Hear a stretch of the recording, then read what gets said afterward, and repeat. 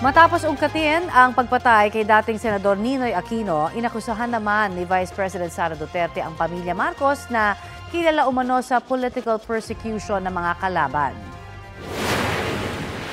Pumalag nga yung buong bayan nung pinatay ng pamilya nila si Benigno Aquino Jr.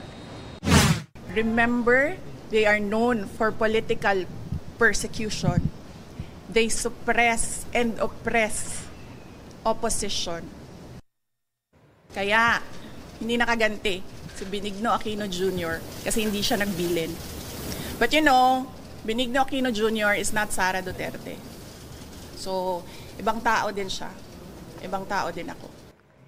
Iniugnay man ngayon ni Vice President Duterte ang pamilya Marcos sa pagpatay kay Ninoy, itinanggi naman niya noon ni dating Pangulong Ferdinand Marcos Sr.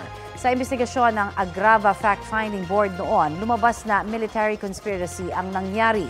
Muling dininig ang kaso matapos ang 1986 People Power Revolution. Pero hindi pa rin natukoy kung sino ang tunay na mastermind. Wala pang bagong komento ang kasalukuyang Pangulong Marcos sa akusasyon ni Vice President Duterte. Pero dati nang sinabi ng Pangulo na hindi ang kanyang ama ang nagpapatay kay Ninoy.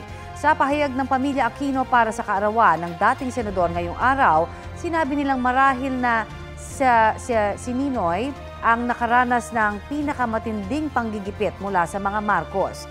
Dapat daw panagutin sila para sa libu-libong dinakip, tinorture at pinatay sa panunungkulan ni Marcos Sr. Pero naniniwala daw ang dating senador sa lakas ng mapayapang pakikibaka. Ito rin daw ang kanilang pinanindigan at mariin nilang tinututulan ang anumang banta ng karahasan o pagpaslang.